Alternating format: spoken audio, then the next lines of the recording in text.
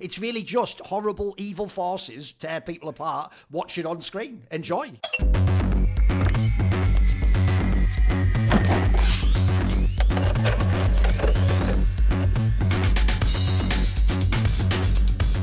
Today we begin a new arc on 4Play, and that was the promised Eggers arc that we said we would be doing after our Sword and Sandals arc, but then David Lynch unfortunately passed away, so we made a hard pivot into David Lynch, some of which I know you guys, or some of you guys I know did not enjoy, but we have heard your clamoring for the Eggers arc to return, so here we are with Eggers. He has only made 4 feature-length movies, so the timing is appropriate.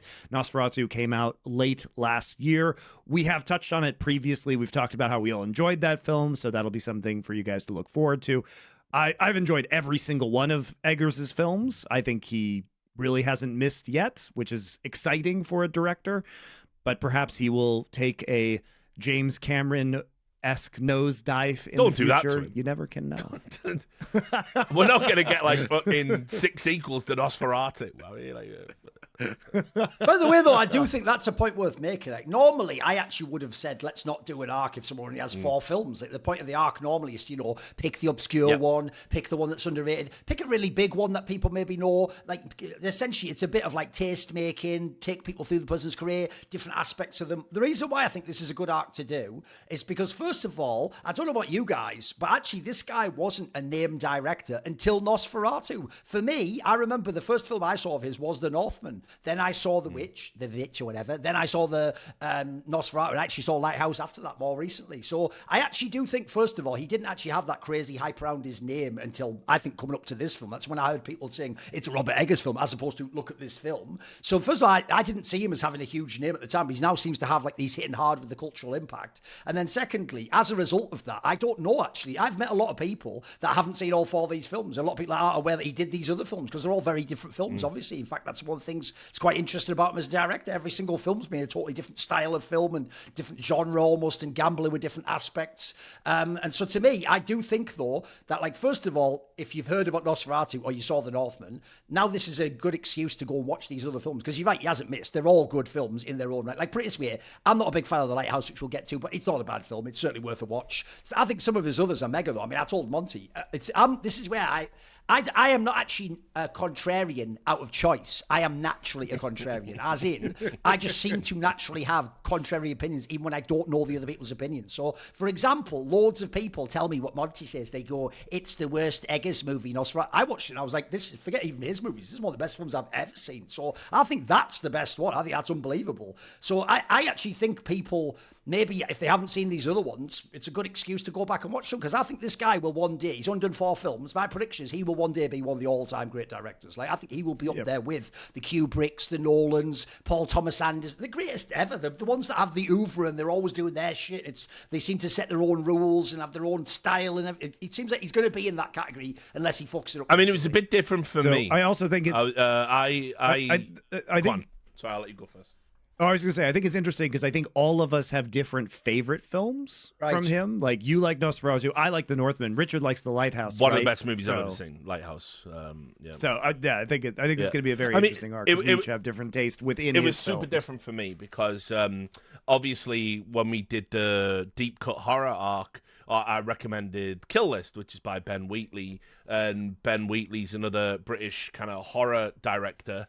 And Robert Eggers was very much on my radar. Like, he was getting a lot of kind of attention as being like a dude like watch out for. So when The Witch was coming out ahead of 2015, I even think they did premiere it at Sundance. Which is like obviously super rare for a horror movie that's set in like kind of medieval, with a first-time director. He had never directed a feature film before. So it was like it was kind of crazy to have that attention put on you right from the get-go. And then obviously Ben Wheatley and Robert Eggers in the press have made overtures to each other's work, since then. And it's kind of like, look, I mean, for me, speaking as a horror aficionado, I might love big, bombastic American-style horrors. I might love, like, 80s slasher movies. I might love everything that Americans brought to the genre. But if I had to pick, like, a comfort food or horror, it will always be the Hammer horror, particularly the folk horror era of Hammer horror, where it is things set not in the shadows necessarily, but in the woods of England. It's about satanic cults and witches' covens and vampires buried in familial crypts in small off-the-beat villages. It's the Wicker Man, right? That to me is one of my favorite genres of horror. And Robert Eggers, and to a lesser extent, Ben Wheatley, but certainly Robert Eggers, they're very much attuned to that. And so when I heard about, like, there's this guy, everyone's raving about him. He's doing a movie which is about witches, and it's going to be done in medieval speak. It's going to be period appropriate language. 17th century, but yeah. Well, yeah. Sorry, my bad. But you get what I mean. That's all medieval to me. It just goes 900s to 1700s. That's just medieval in Richard's brain. Before fuckers start wearing ties. Exactly. And then Industrial Revolution, then dystopia. That's Richard Lewis's history timeline. So you are going to fall of Rome, medieval. Yeah, exactly. Dystopia. Yeah. Oh, by the way, one thing I've just noticed. Interesting timeline. One thing I've just noticed I'm already triggered about is, look, I don't in general worry too much about what ratings films get. But one thing I've always hated is normally IMDb, people just overrate the films by default. Any good film gets to be an 8. Every one of his movies is in the 7 range. There's not a single 8. What? Not even one. You couldn't find one that everyone agrees is really good. Yeah. What? Listen. It's kind of interesting I get it. Because all of the films do have a reason for you to bounce off. Because he's a very uncompromising filmmaker, Robert Eggers, in that sense. He's an interesting phenomenon just in and of himself, because with the exception of The Witch, where he got external funding from producers, every movie he's done, and I know it's only 4, but this is still kind of remarkable, he has directed, written, and produced. So with the exception of The Witch, where he didn't produce it, these projects are so singular in what he wants to do. Is there some backstory to that, Richard? Like, how is he doing that? Because normally you have to work your way through the industry or do the movie for the studio. He's been wildly successful financially. Yes. Well, I think is the answer. I don't watch the interviews. But I can pretty much tell you that it wouldn't have happened without the existence of A24 films, and I want to talk about that. Cool. Well, look, I mean, you probably come with a bit more material for A24, but just so people know, A24, they're not just a distribution company. They obviously produce as well.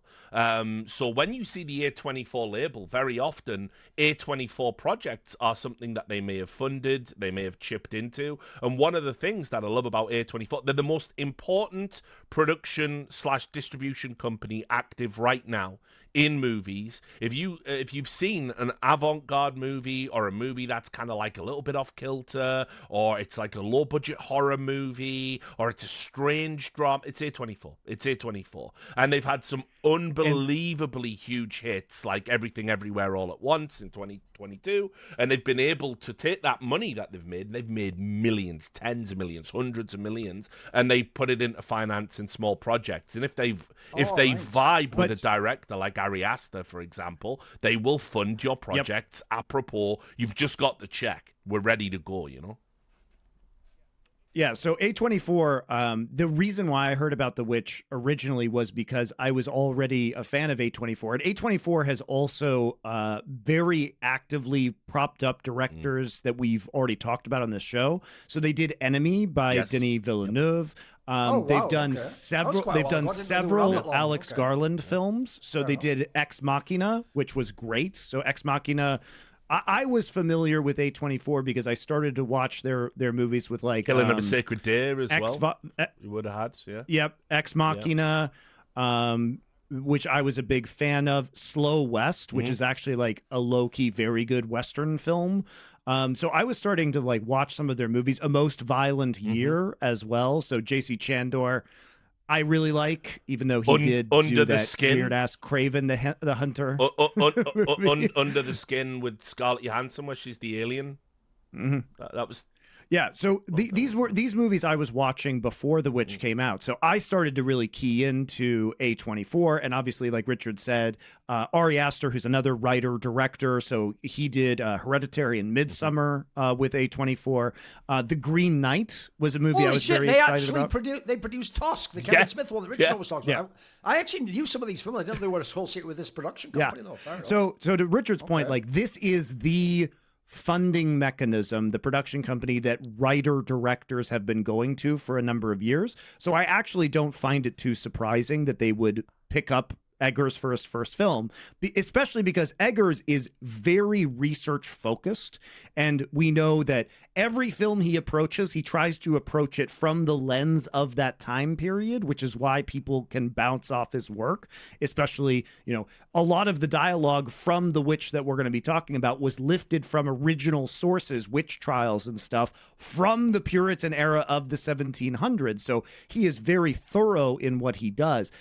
We'll talk more about how he, is appropriate to the period. Like, you might just entirely bounce off the Northman because he is exploring a culture that shares virtually no values with modern society. Absolutely. So it's almost like an alien world. Yes. But that's how it actually would have been. So instead of inflicting modern values on past societies, he tries to view it from the lens of that society. I often tell people the reason why the Northman is really unique is exactly that premise of like, look, when you tell people it's like you were there, that sounds whack because that's a cliche to say in fucking film review, unfortunately. But the reason why it does is like you're saying, Monty, if someone makes a modern film and it's ever going to be about like an ancient culture, by the way, especially a European one, they're going to put in things like a sort of colonial guilt or like, they're wrong.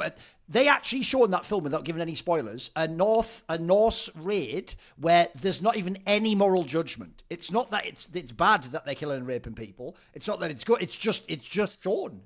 There's something. I know what you mean, Monty. There's something almost jarring and out of time about the fact that he just shows it. You know what I mean? He does it. It's not like there's an undercurrent or a subtext. You suppose. Well, of course, what you're supposed to judge about. No, there's not. That's not there. You're just watching it. So, and by the way, that actually ties into what I've heard. This is the little bit I have heard about Robert Eggers. Is that actually he says all his films are going to be sort of period type pieces like this, and that he doesn't ever plan to make a modern film. He had a line that was actually, to me, this turns me the fuck on. He said he doesn't want to ever make a film that features a cell phone. To him, that would be like, would ruin the film. I get it, because all these films, one of the things about them is you do go into this world.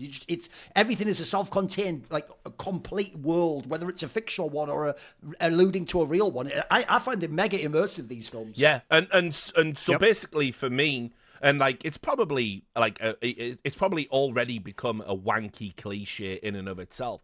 A24 was like just a stamp of quality. Like if I saw on a trailer from A24 film, I'm watching the film. I'm watching it like 100%. Like and they did the Lighthouse as well. But I mean, if you think about just the number of good films, like you said, Killing. So they were with just the directors, Yorgos Lanthimos, who has done a bunch of stuff. But he was, I mean, Killing of a Sacred Deer is great. We've talked about.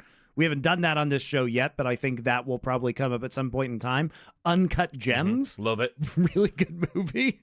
Like, the list of A24 movies is like mostly bangers. And as I said, Tusk, for me, I still say this all the time.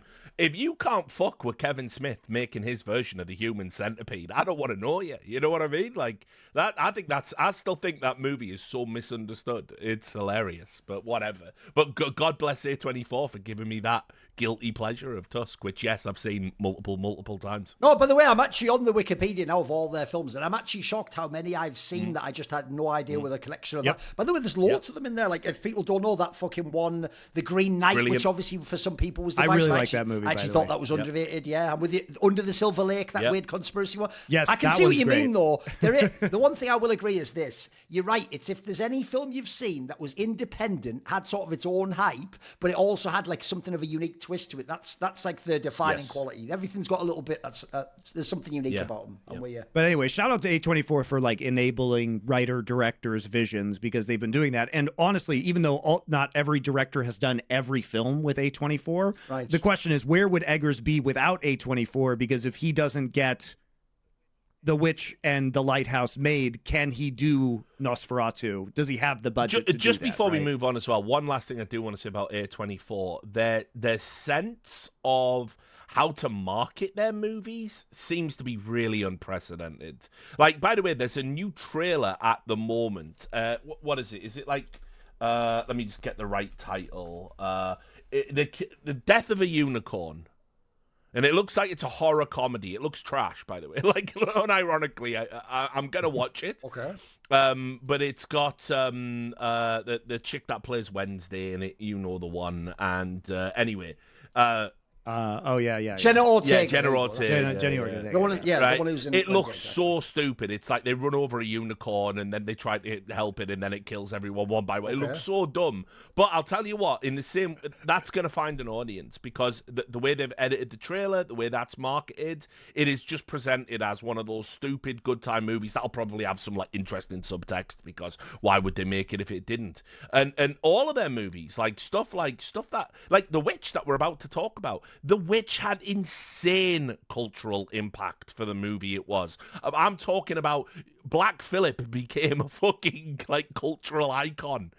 You know, DJ Muggs, formerly of fucking Cypress Hill, made an album called The Black Goat off the back of this. That's how mad it is. They... Right, and for those people who were there at the time, when this movie came out, it was something everybody was talking about, right? It made a lot of money. It made, what, like $40 million off of a $4 million production budget? Which is just crazy for the type of It was movie very it is. successful. And people were, I was not interested in horror, and I watched this movie. I mean, if you look... Because I heard it was If you look good. as well at their, worldwide gross on some of their movies, like The Whale, right? Which, by the way, listen, spoiler, I've seen The Whale. It's bad. It's bad. I know we're all meant to be sad. I haven't it's seen like it. Brendan Fraser in a fat suit, but barely actually. Crying because he's fat and he's gonna die. And it's probably Darren Aronofsky's worst movie by some distance. I don't know how you take fat guy on a sofa crying because he's dying of being fat. I don't know how you turn that into a $60 million movie, but they did. They did. $3 million budget because it's a fat man on a sofa. 60 million box office. How the fuck have you done that? A24 are just mainlining the secret truth of the universe. They know how to get people into the cinema. I mean, by the way, cinemas the only reason to go to the cinema now is to watch some big cape shit IMAX thing, right? That's the only reason. Otherwise, I'll just watch it streaming at home. How did you get people into the cinema to watch The fucking Whale? I'm fat. I'm going to die because I'm fat. You tried any sort of baric surgery or a sleeve or, just diet? And, no, it's too late for that. I don't even want it, whatever. Where.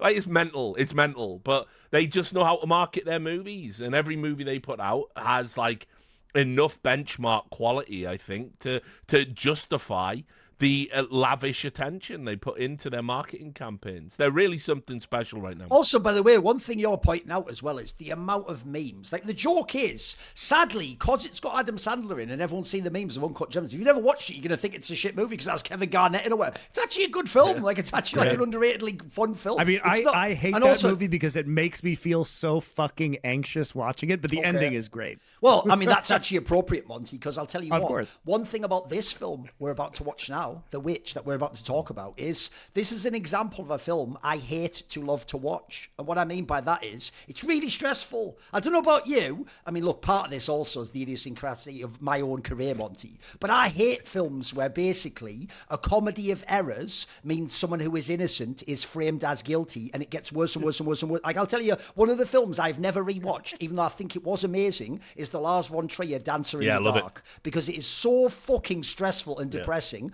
but it's incredibly compelling. And I would say the same thing about this film. If you're someone who's ever been unfairly accused of something, or you're just made to seem a certain way, people, by the way, this is the ultimate example of gaslight in this fucking film. This film will give you a borderline panic attack, but it will mean you have to watch it till the end. You have to know what happens. You have to. Yeah, correct.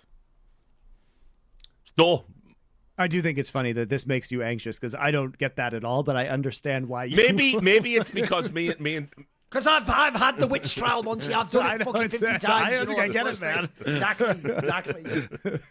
It's just funny. Yeah, it's our crucible. So go on, do the summary. We haven't done a summary. We didn't bother with summaries for David Lynch, so do a summary. This is a super easy one to summarize. What was the point? How was I going to summarize Mulholland Drive? Listen, we all saw you struggle, so it's fine. But this one, far easier. This is straightforward. So it takes place in the Puritan era of the 17th century. So sometime in the mid 1600s, I would assume. I don't know if there's a date on the film. I forget.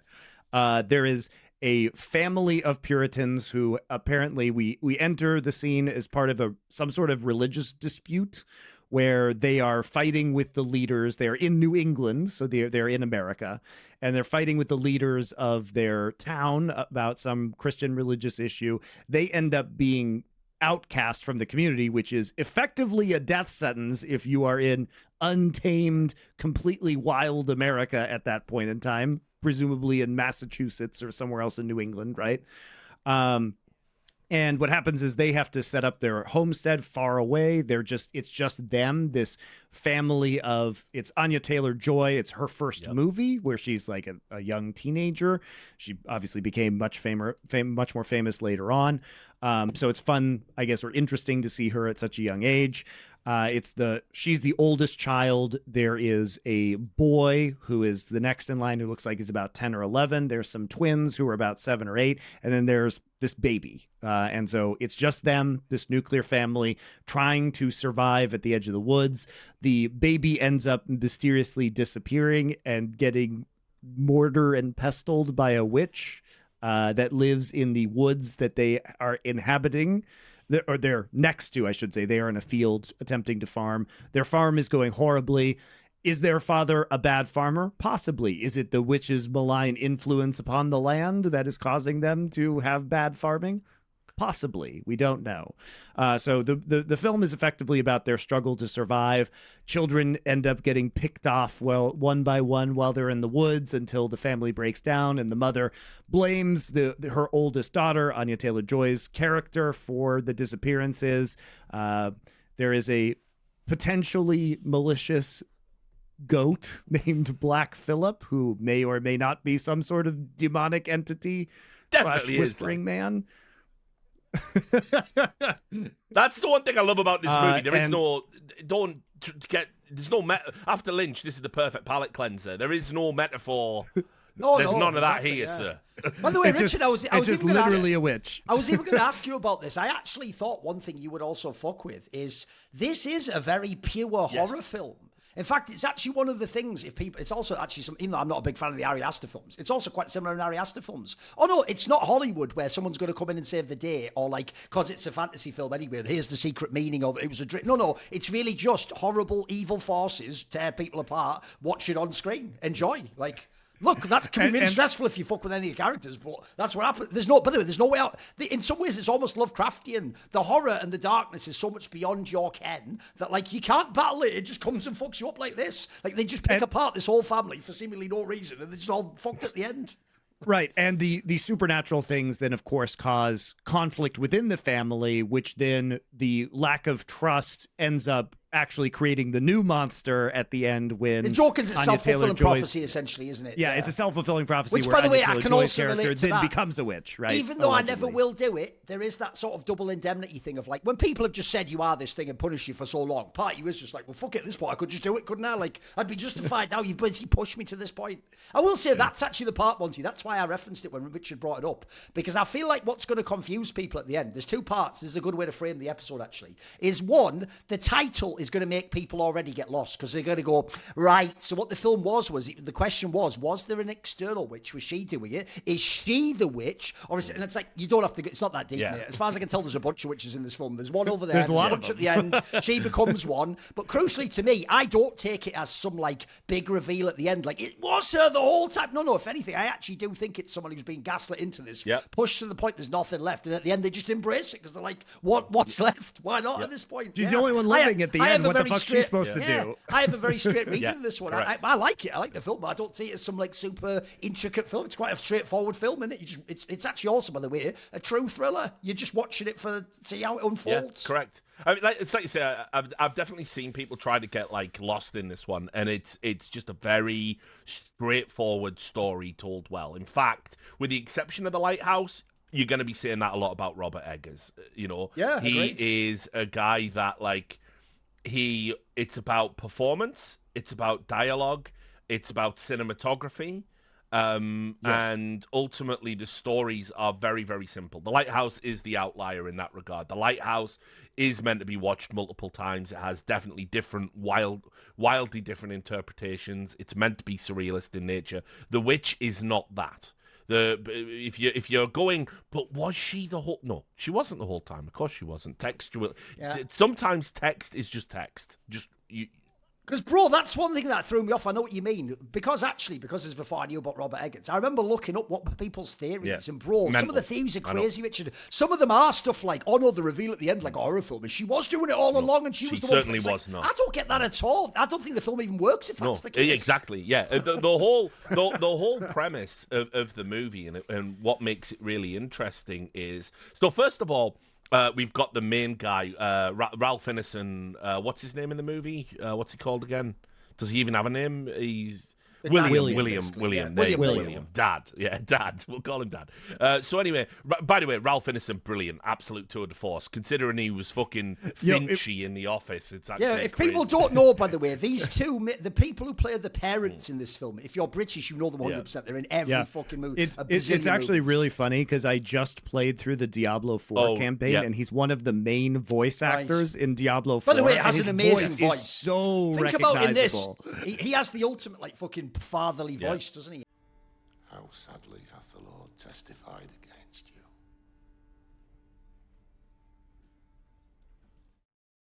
This week, Foreplay is brought to you by Ridge. If you've been carrying around that fat, crusty old wallet for years, now may be the time for an upgrade to Boom, a Ridge wallet. Nearly impervious in carbon fiber. This can hold up to 12 cards, and all you have to do here is pop your fingers in the tab and slide out your cards. Put your most used one on the front, of course. Also, there's money clips and money belts on the back, so you can hold any cash you need to carry with you. Or you can have an AirTag attachment to make sure that you guys never lose your wallets. This is great, very slim in your pocket.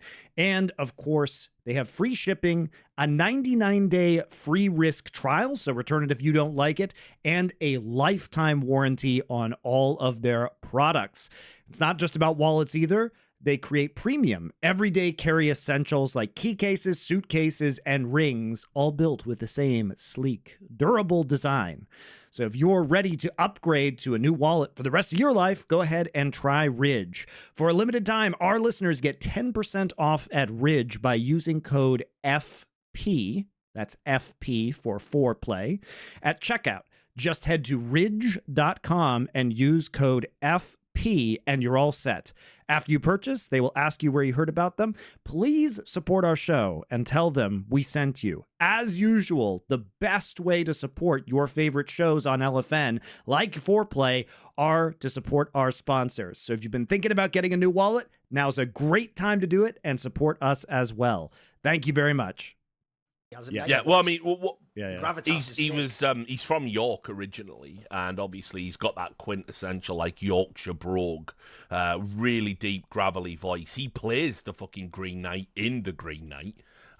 Just on the basis of that. And by the way, as I've said, just because we referenced it a couple of times, if you have any form of social anxiety, The Green Knight, low-key, a great film for people that suffer with that. Yeah, a good film. It actually is a good film.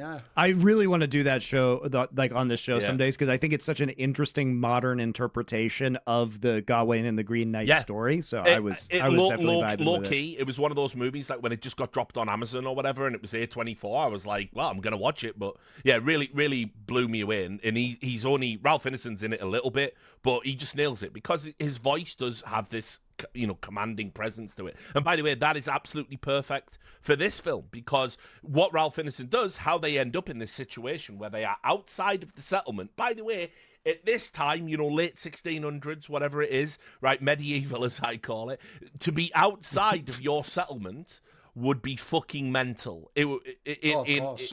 Yes. To move away from having the ability of access to even basic healthcare, to have access to trade and barter, to not be able to rely on like, oh, my child is ill and I have to go out and tend to the fields. Could one of you perhaps look after my child? To lose all of that is insanity. To go it alone with 5 kids or whatever, 4 kids, whatever the fuck they've got.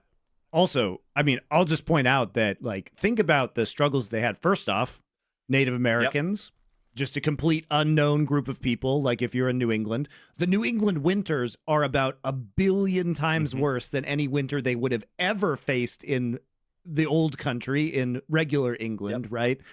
So do you know how to farm in this environment? Sure, you brought crops with you, but you're going to have a lot of problems because the weather is just so very different.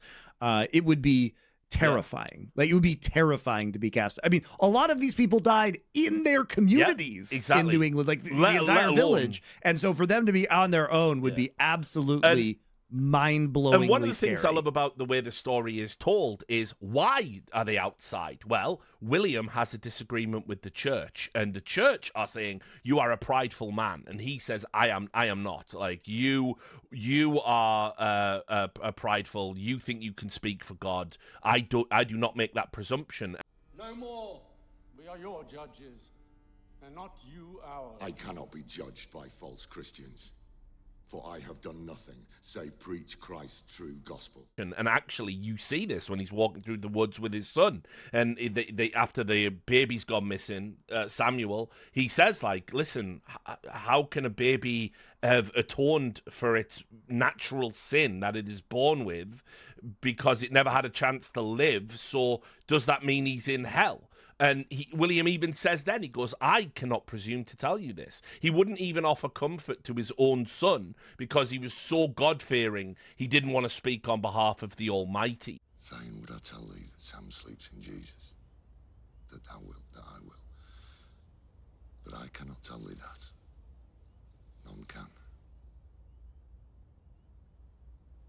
And so you're immediately thinking, oh, wow, William's the real deal. He isn't a prideful man. He really is a God-fearing guy. Well, let's hope nothing bad happens to him. Let's also certainly hope he's not exposed as a massive hypocrite mere scenes later. But what you do realize is, yes, William is prideful. Actually, there is an argument to say the fate that befalls this family, as awful as it is, might be deserved and earned on some level if you want to go from a puritanical biblical standpoint. Which, by the way, I don't see a lot of people saying that online, that maybe the family deserves No, that. here's what's funny, Richard. I even thought the same thing myself. You can even play that part straight. So people are going to go, see what this is it's a really like subversive take on Christianity and what their notions of how they vilified witches. One, a lot of the witchcraft stuff, by the way, is literally what people in that era said happened. In fact, I'll get later if you want to do some theory stuff. I've got some angles along those lines. But more importantly, first of all, if you imagine the Puritan worldview was real, like that sort of religion is what is real in life, then one, literally as described in the film, their own sins is what destroys them. Exactly what the Puritan faith is all about, like keeping safe from and, keeping guarded from, and the idea that like the devil is going to be the one tempting you to sort of destroy yourself and your own family. And then also, this is literally, if you were a Puritan, how you would view witchcraft. It is literally evil forces conspiring with the devil that themselves also want to sort of impinge upon normal life. No, that also reads really straight as well to me. Yeah, it's great. It's very well told.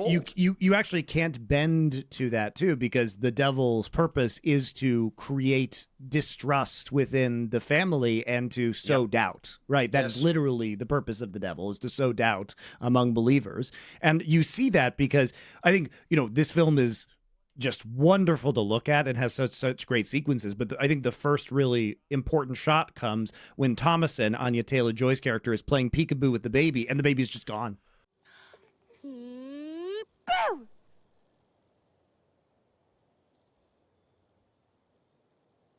Sam? Samuel! is gone. That right? by the way, and is, it's such a powerful that shot. by the way is like a really that taps into some sort of insane primal fear, because it's not that she left the house and she went down by the lake, she washed some clothes, she came back and the baby was missing, because then obviously that somebody could have snuck in and absconded with the baby. No, it is quite clearly, literally, something unnatural has occurred here. It even seems like she has missing time or something, bro. So, that's why, by the way, I think people get lost, Richard. I think people see that scene, and because of what happens later, they think, oh, she did do it in that moment. We just didn't get to see it. It's like, to me, that's the ultimate fear, isn't it? The idea that when it's just the next, 5 hours later or something, you're like, what the fuck? But there's no explanation for that. I also don't understand how you can have that interpretation, because one of the things I will say about The Witch is they could have just kept it so you don't see any of the witches until the end. Yeah. That would actually be quite interesting. But they don't do that. You see the witch has killed the baby and used his body for, I don't know, whatever it is, an ointment or I'll get into that. So the very right from the start of the film, be under no illusions. There's at least one witch in the woods. It is going to fuck with his family relentlessly, and also while we're looking at it, their faith isn't as strong as they present it. William's faith isn't as strong as he presents it. He is a God-fearing man, sure, but is he as much of an adherent as he would present? And what you realize is, no, he isn't. He sold the silver cup, and then also not only sold that silver cup that belonged to her father, but then he chastises her for it, for missing it, and goes, "What need we, silver chalices?" We should never have left. That damned church. There is no hither. Well, what need we, silver chalices? How dare you chide me in a cup? And lets his daughter take the blame. Take the blame, exactly. Yeah. Eroding their relationship. Which, by the way, everything is about the erosion of the relationship, because people don't want to tell the truth, or they don't want to. They don't want to trust each other. And this situation is incredibly dangerous without the witch there. And they're focused on this bullshit silver cup. Thomason is actually a very good daughter and is trying to help genuinely. She is the wholesome character in this. But ultimately, even the most noble character who is doing the right things, because she gets blamed for the wrong reasons, is because she's the only one left alive. She is the one who is ultimately corrupted. It's very depressing. And that's in what that you realize, sense. that William is guilty of, perhaps, I don't want to say the most venal of sins, but it is hubris. It is hubris. His hubris has brought his family to ruin. Oh my God. I am false. I am infected with the filth of pride. I know it. He has left the settlement out of what we now can intuit is a prideful argument about the difference in the church. Obviously, look, Puritans, it's not for everyone, but it's not, by the way, it's not that he repudiates the simple life or the puritanical interpretation of the faith. By the way, just reading it on a surface level, one could interpret it as he seems to be a bit more extreme than the rest of the settlement and the church.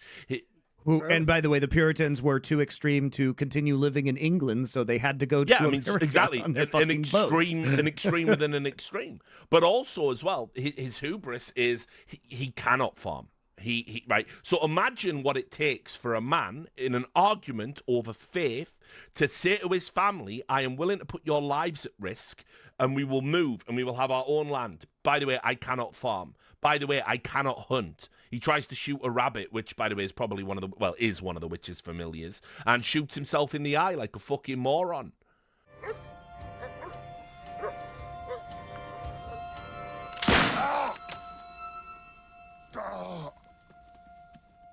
Father? Father?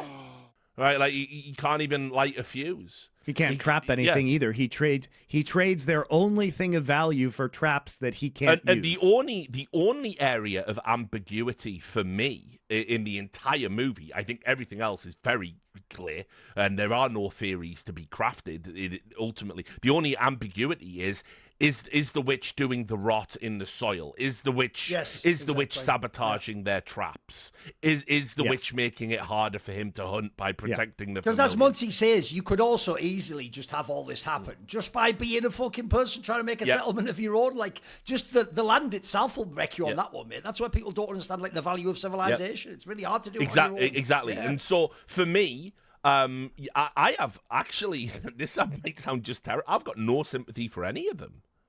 I've got no sympathy. I mean, I might be a little bit sympathetic for Caleb, but I mean, let's also not forget his Caleb, the eldest son. He does succumb to the seductive, when the witch is just a fitty out of nowhere, except she's got the weathered on. Yeah, she gets it.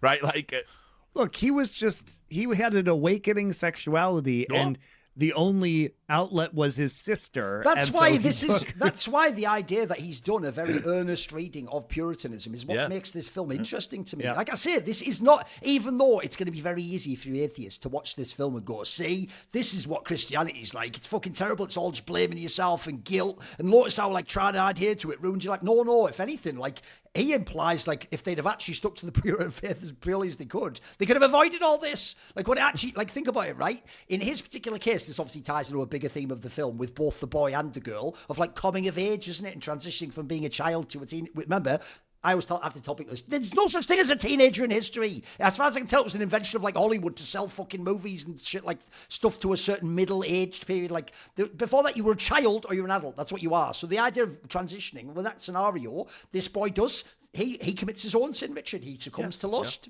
He's out there doing that. The girl has her own... By the way, that's even one of the interesting dynamics, is the girl and the mother. So Thomason's, her problem is, she herself's just finishing being a girl, but she's not quite a woman. She's basically just constantly chastised by the mother that she's not a woman yet, etc. And they're all just plotting to send her away. By the way, it's a classic dynamic, isn't it? Then it becomes awkward between the mother and the daughter when you get to a similar sort of age and you're fighting for people's attention. She even says, by the way, towards the end of the movie, trying to imply that the Thomason was trying to fuck the dad or the fucking literally brother. says. By the way, there's another one the brother sins. The brother also looks at his sister a little bit lasciviously only for a second.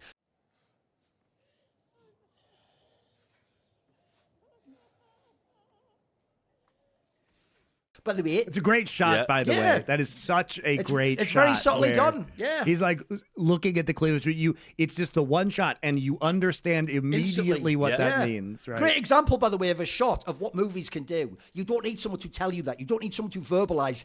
Did you just look at me like that? You know exactly. Nice I know what you tits. mean. You instantly know what she means. Well, look, exactly. I mean, I'll also add as well, obviously, when Caleb has the convulsions just before he dies, what is it that he vomits up? I mean, it's got a dual meaning within the context of the film. Absolutely. But he vomits up an apple. Now, textually, he had been trying to find apples. Apples are a symbol of luxury and decadence, and he wanted, after his brother got taken, he wanted to find an apple grove, an apple tree, so he could bring apples back for the mother as a treat to take her away from the misery. But we also all know, you don't have to be a movie student twat to know that it is original sin, the apple. That is what it is. And so, obviously, for him to vomit up a whole apple shortly before he fucking checks out. And the idea is someone tempts you, and then you eat an apple, and that causes all your demise. Come on, bro. Come on. Yeah, and also the tree of the knowledge of good and evil, and this is... And even abstractly, what people would say that, if you're talking taking a Jungian perspective on this, you would say, okay, well, the idea of eating the apple is the gaining of consciousness, right? It's having a higher consciousness to think, and is the human capacity that raises us above the animals, right?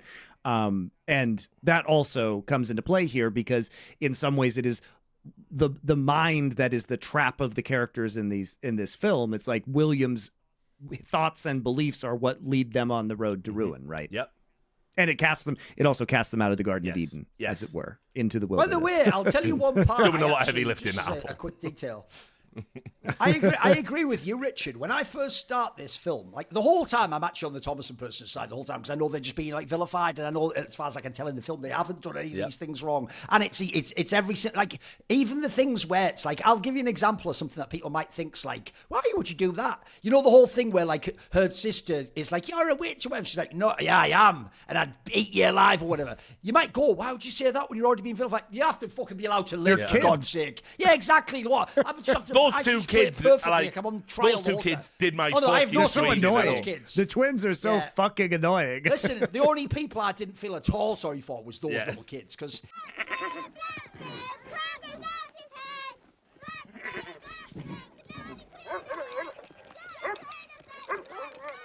Get back! You two, stop that!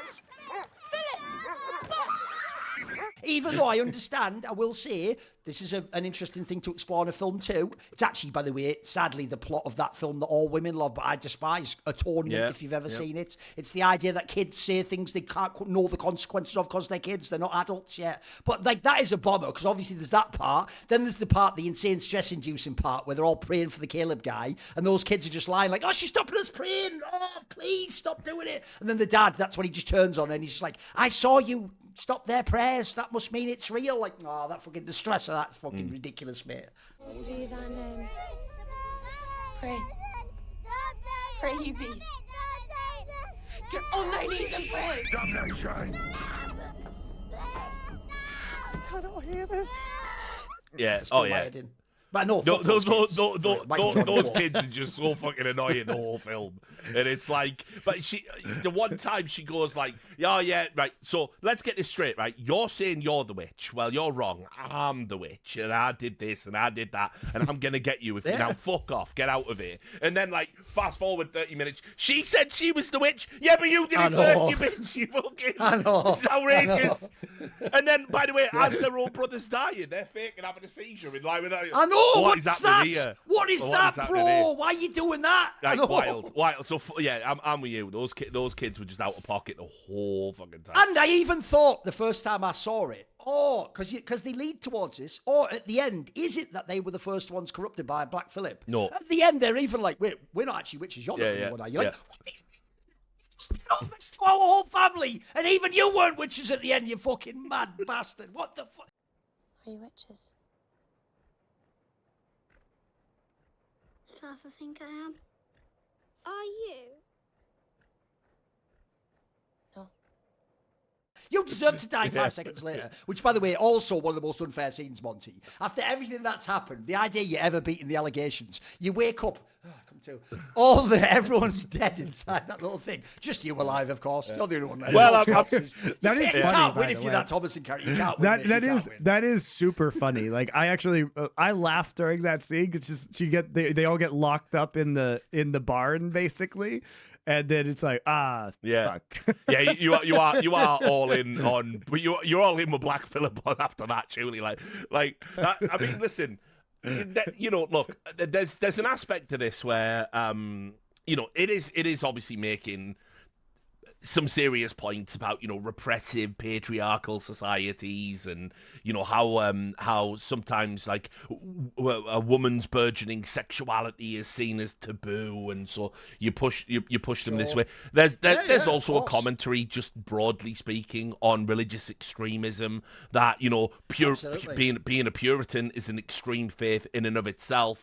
To get away from that faith, she embraces a faith that is arguably more extreme, right? Like, and so does it truly represent freedom? By the way, by the end of the movie, we have no idea what the penalties are going to be. Like Black Phillip says, like, do you want to live deliciously? Wouldst thou like to live deliciously? Yes. Like, what? That the worst thing is, Great I line, even by the know way. because he said it like, put it this way, the modern kids just wasn't even thinking about it. They go, wow, Black Phillip ate. They'd be doing that.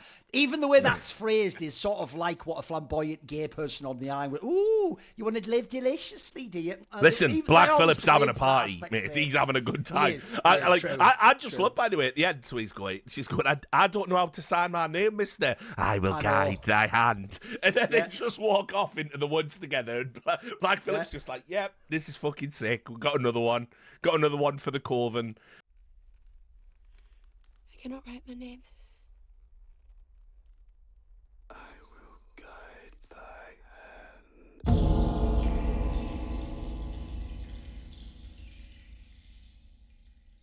Because it's kind of interesting. Because one of the things I will say is I'm not confused. I think it's probably open. Obviously, the depictions of a black goat, the bestial nature is obvious, and obviously just the color black on a fur of animals in and of itself historically very much is a representation of Satan, an avatar. Well, Baphomet as well, the goat-headed. Yeah, and it's a devil present, but also because it's a goat, you've got the whole Pan / Dionysus thing going on, and the fact that Black Phillip to say, "Would thou likes to live deliciously?"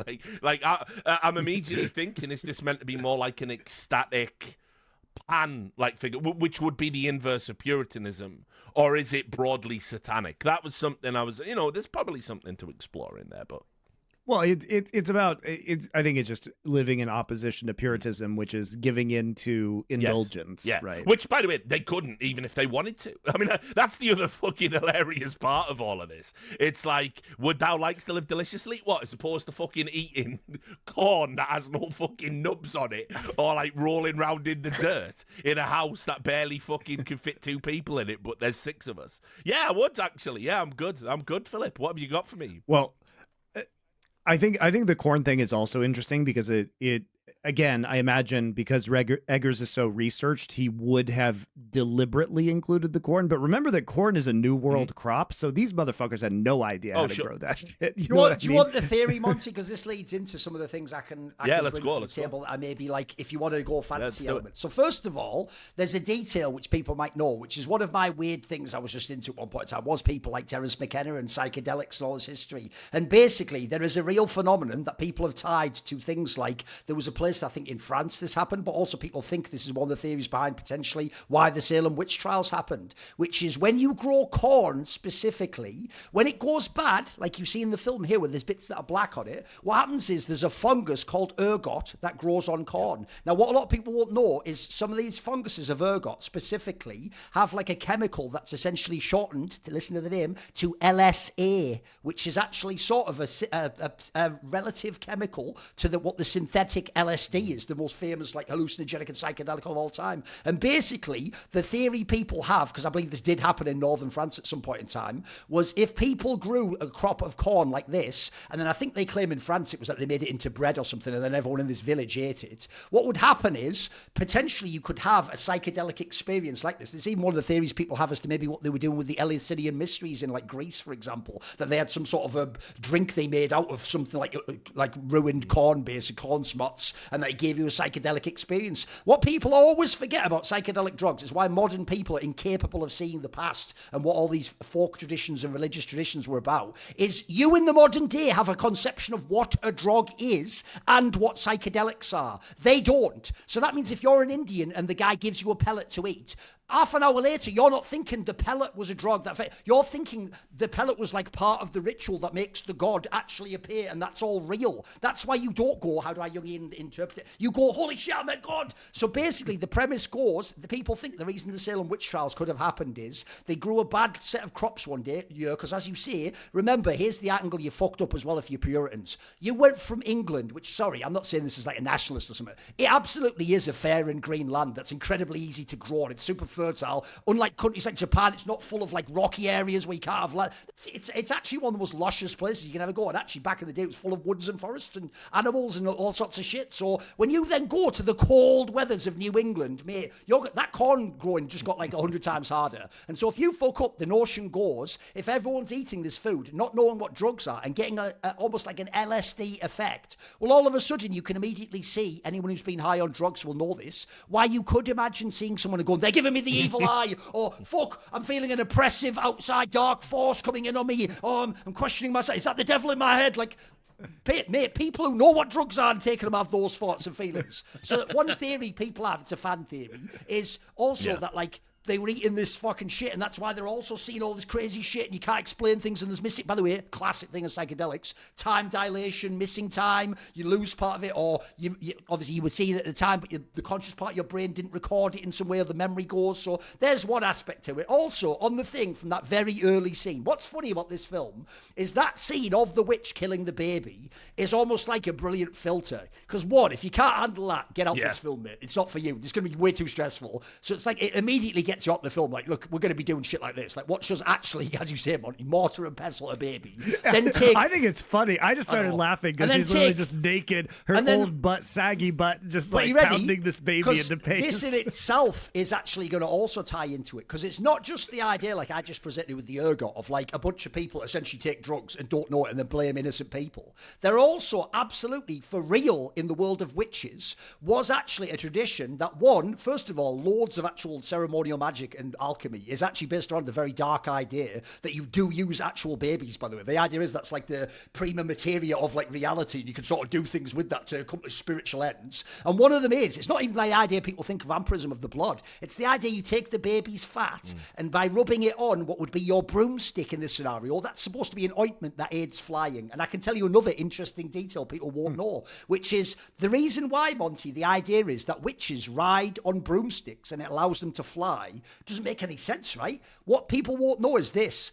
In certain parts of European folk magic and mythology, there weren't like, for example, the amazing, powerful psychedelics you have in South America.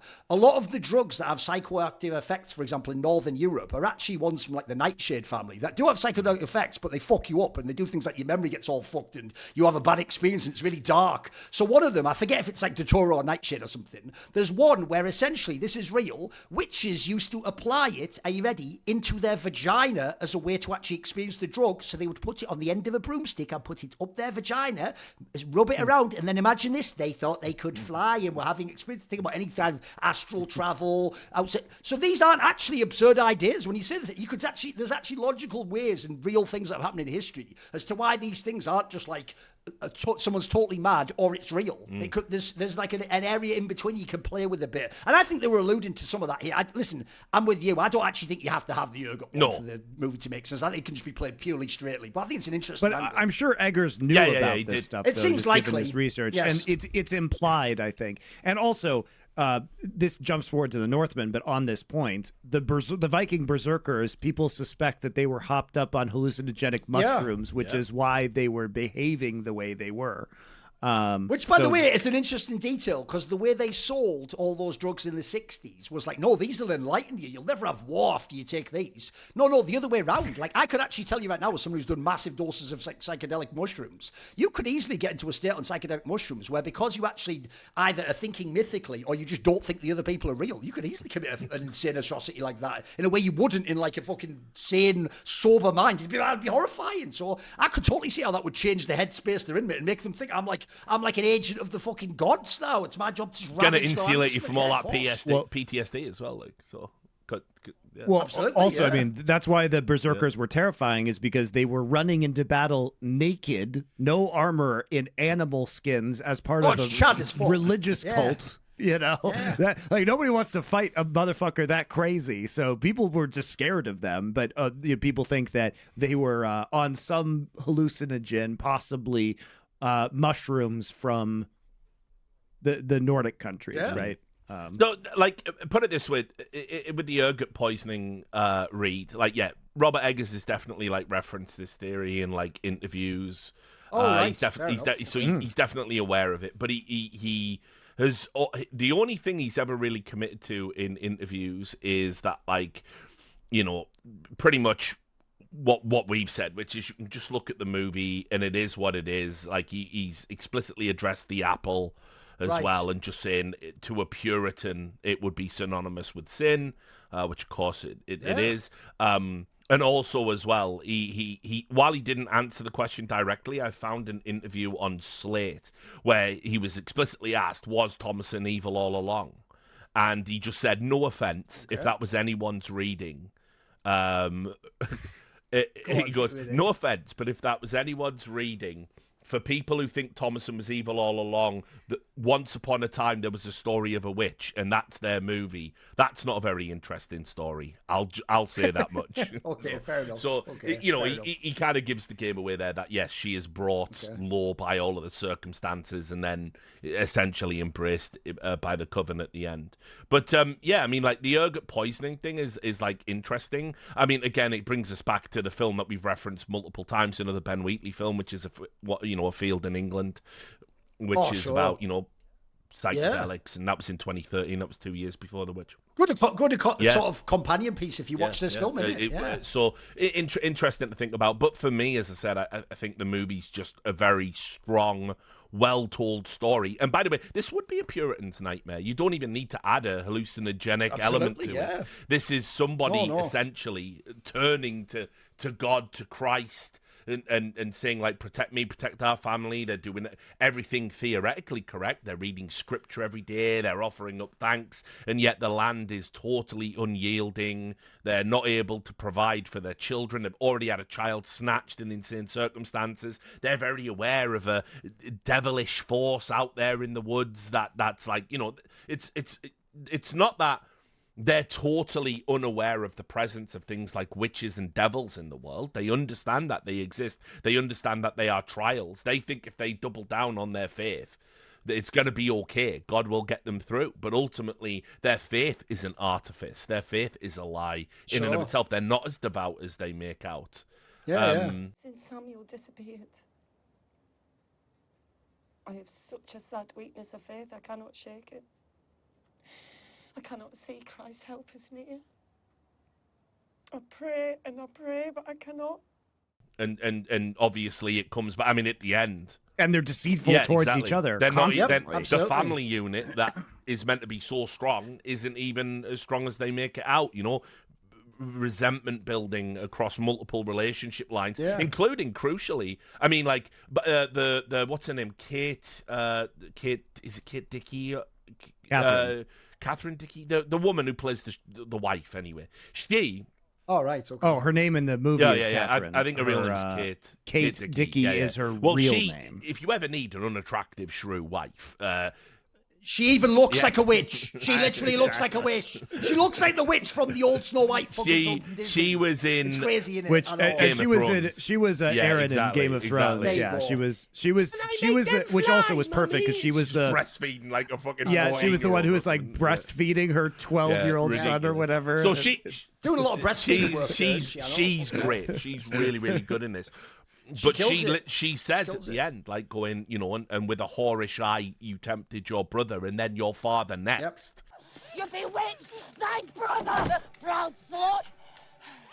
Did you not think I saw thy sluttish looks to him, bewitching his eyes any harm? And thy father next! She's obviously... you know, paranoid as fuck and not coping well with the grief of losing a child. But also that scene where she goes, I didn't want to be a shrew to you. But she's just massively homesick. She's not having a good time in New England. She wants to go back to England. And ultimately, there is a sadness, a despondency that's like presides over the family to the point where ultimately it self-destructs. The kids are killed by the witch. We've had 4 of the kids are killed by a witch, quite explicitly, textually, not up for debate.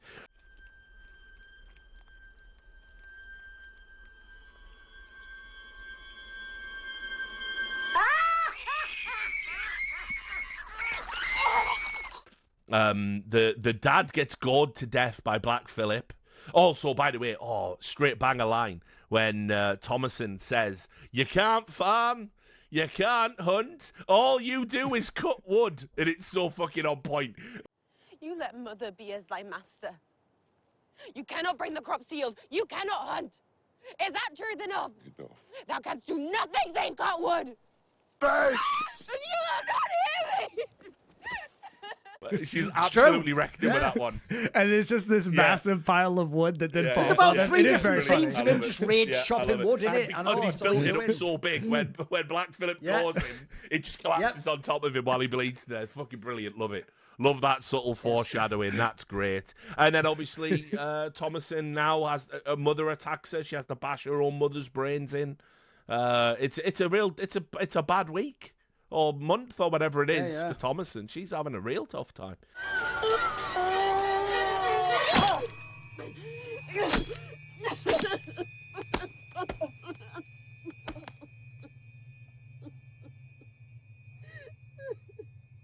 So no wonder she ends up with the witches. I mean, it's understandable.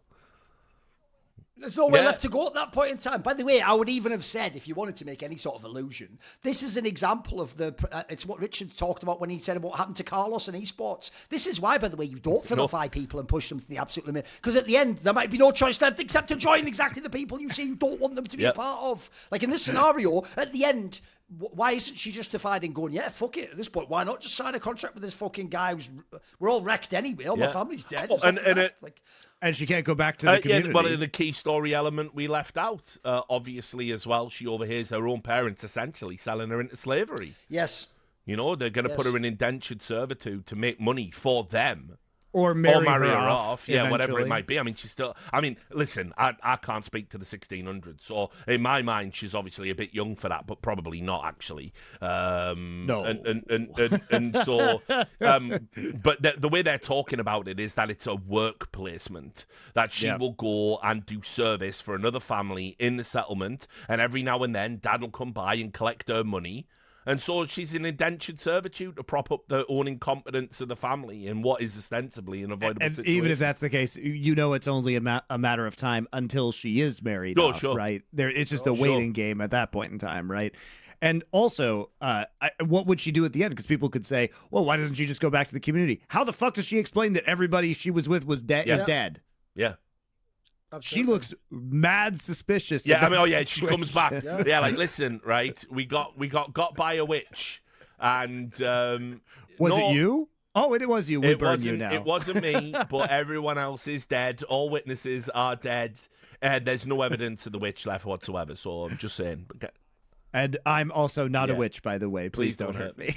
So, yeah, I mean, she is utterly left with nothing, which is, like you say, I don't think the movie's particularly reaching for anything deeper than what it is, which is just to tell a period story in a very interesting way.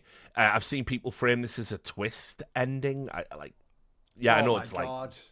What's the twist? What twist? I know. What's the twist? Like, I don't know. Like, just one girl in a goat. Who could have seen this coming? You know. By the way, I will give you one angle though, which is one thing that is referenced very briefly in the film, but I do think you could use as like a parallel. Is actually that woman who, as I say, yes, is like a very famous British actress for being like. Funny enough, being a shrew in like every fucking movie she's in. When she says that line, she even says, like, I feel like Job's wife. Mate, that made me think, though, Monty. Because think about the story of Job, where it is the idea that the devil makes a bet with God. This is actually in the Bible for real, guys. Of sort of like, if you let me just fuck with someone infinitely, but you promise not to tell them that I'm fucking with them, then at the end, I'll make them turn against you. And God, for some reason, is just like, nah, it won't work. And then bizarrely in the story, it doesn't work, and then the guy at the end is just like, "Oh, keep wrecking me. Oh shit, it's probably all my fault." It's actually like this film, by the way. He blames himself for everything, and he's going like, "Oh fuck, it's because of that." And if you don't know, his wife chastises him in the film like this, sort of going like, "Will you stop fucking believing in God? And look, your friends are right. He's fucking wrecking you, and he like, it's not working, is it?" So I will say that I don't think that's just dropped in for no reason. There is like a little bit of a parallel there. It does feel like the same thing as everything gets worse and worse and worse and worse. The idea is, if your faith is real, that should sustain you, right? That should get you through. That should make you know, as the guy says when he's in bed with her. By the way, that sounds really fucked up to modern days, where he's sort of like, yes, but God's never came. I know that. Yeah. Think about the great. We're lucky about that. That up. Hell, he's doing us I'm glad you brought that up because He hath never taken a child from us. Ne'er one Caden. Who might earn such grace?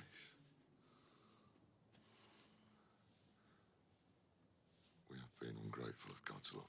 No, but also think about it. For that time period, they've got 5 kids, and none of them have died of a no, they haven't illness. died of like dysentery or illness. Yeah, so actually, when he says like God loves us and has blessed us, like he's not wrong. It's not as crazy as it sounds. Not wrong. Like your kids have all made it past infancy, apart from the one who got fucking swallowed up by a witch. Like, you know what I mean? So But yeah, if you want to draw the parallel to Job, they failed that test, unlike the character of Job in the Bible. By the way, I will say that is one thing in the Bible that I am actually not a fan in that story. I think that story is quite poorly constructed, because if you don't know, there's a detail about it that is mental, which is at the end. Remember, by the way, if you read the rest of the Bible, spoilers, later on in the Bible, people can be resurrected. God can do anything, can he? He can do all miracles. True. But bizarrely, Monty, when he tests Job, one of the things he does is the devil's allowed to just make a house collapse in and kill Job's kids. So at the end, because Job passes the test, God has an angel tell him, like, good news though, you'll have more children. Yeah. Just those ones back. Bro, if there was ever a time when we do a rewind and I get to have it over, this is it, right? No, but you'll have other ones. I don't know what you got. Just keep fucking Job. Here's the thing. I don't want to make a statement to God here, but I can't actually just replace my kids. I need to have the kids again, original. Like, they're sort of distinct people, you know what I mean? It's not like having a goat, is it? This is how you know the time period that people were writing this. I don't want to go off. Can I don't want to go off the rails, but this is also why, Job is why people think that, including myself, that Gnosticism is the only way to explain Old Testament God, because he's a giant piece of shit constantly. Yeah. And so only the Gnostics had the read that the demiurge is actually fucking evil and created the earth to be an arrogant douchebag. And the story of Job is the result, right? So the Gnostics were on point, is what I'm saying. They knew. By the way, and also Old Testament God can eat a giant bag of dicks. Yeah, fuck that guy. There's two angles quickly though on the character actually of this Catherine character, which is there's one moment I do feel really sorry for her, which is at the beginning when she loses her child. Bro, there's another thing. This is how harsh life was back then. For the next 2 days afterwards, they're all discussing the rest of them. Oh, she's I know, it's like... crying.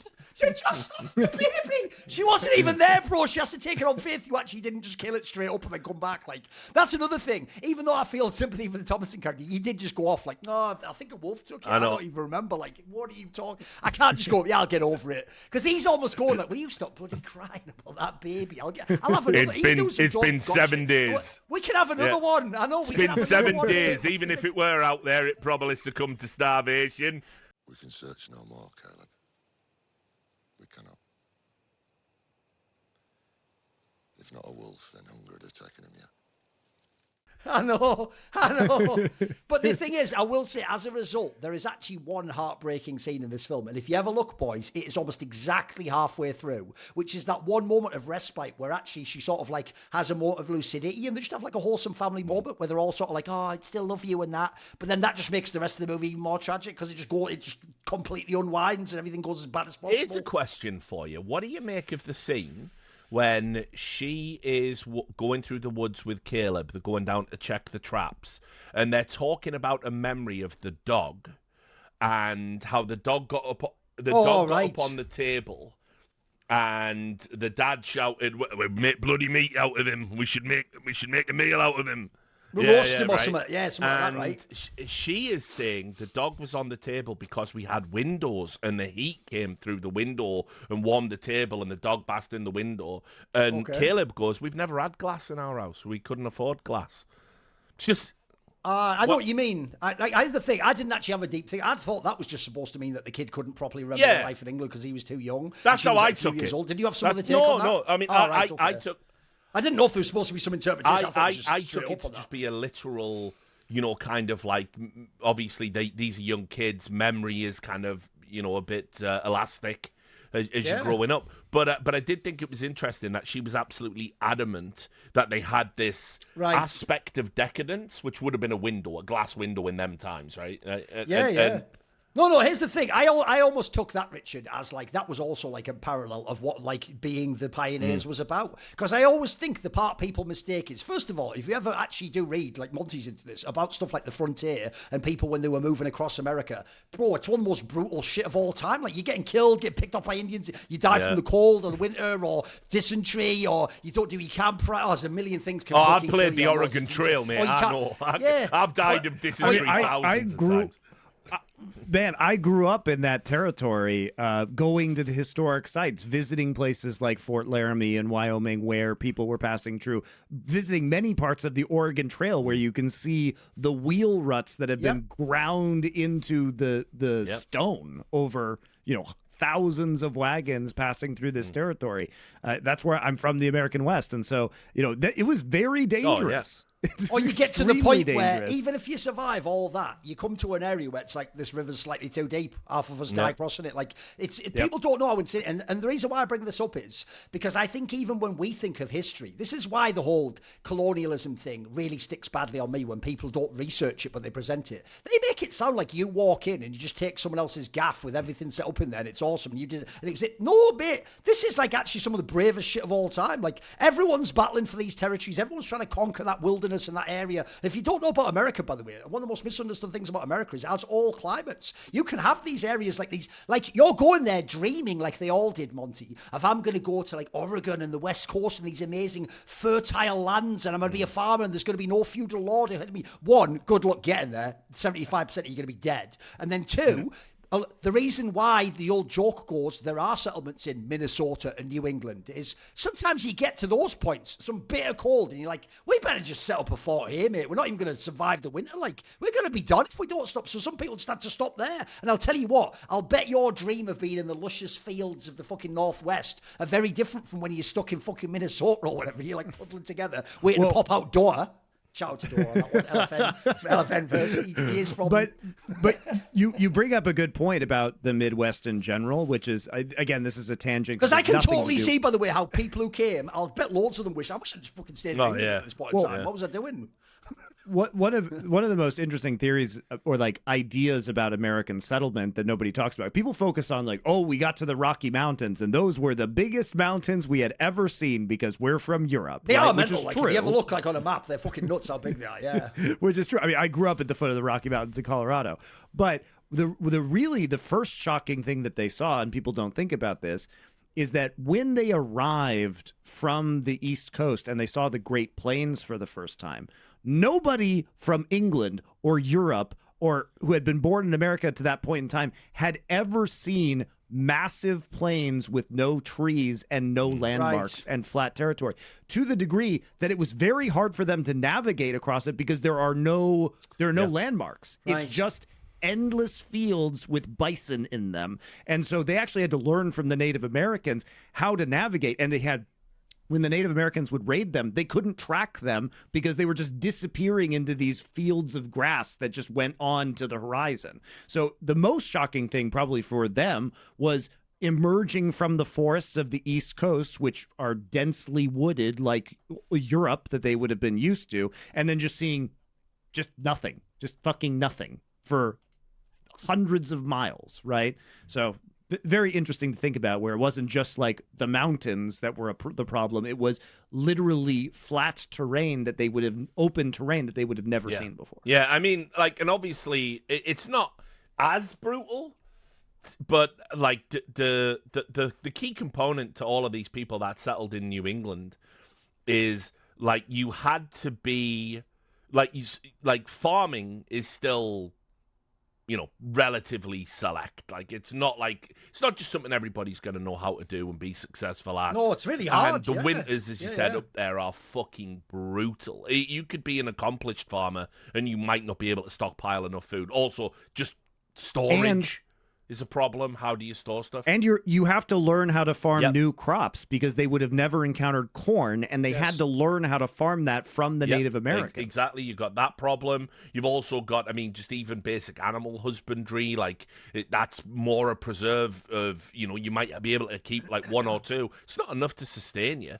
And then you're going to need some form of like a horse. You have to have a horse. That's how you get around. That's the equivalent of having a car. Then you got to maintain that. You got to feed a fucking horse. By the way, that's why it's a preserve of the wealthy now. Feeding a horse, they fucking eat like a horse. That's why they're called. That's why that phrase exists. It's fucking so.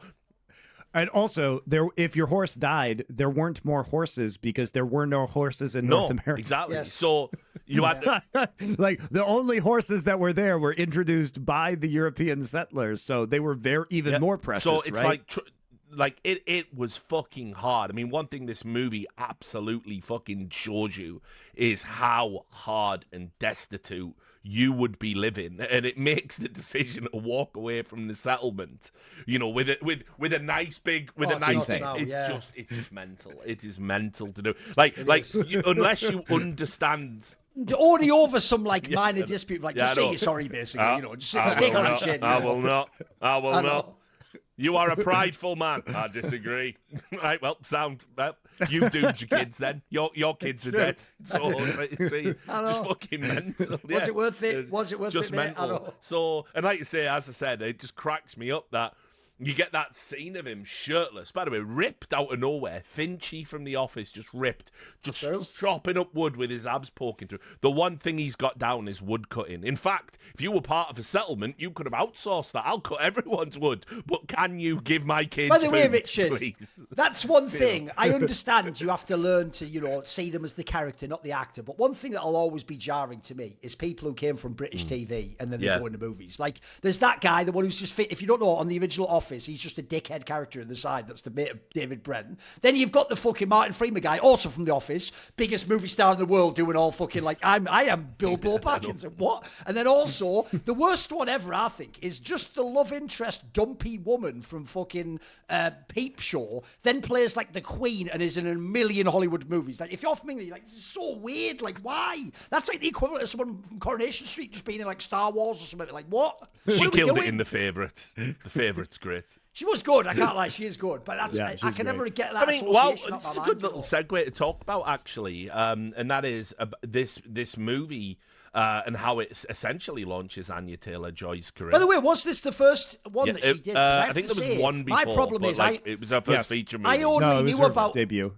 I obviously only first, because I hadn't seen this one, I only first heard about it in The Queen's Gambit, which sadly I thought was mega overrated. But I have to say, even though in some films I've seen her and she was just whatever, I actually think the two Eggers films she's in, she's done a very good job, actually. I really enjoyed them. Yeah, I mean, listen, I am sick of the fact that she's in everything now.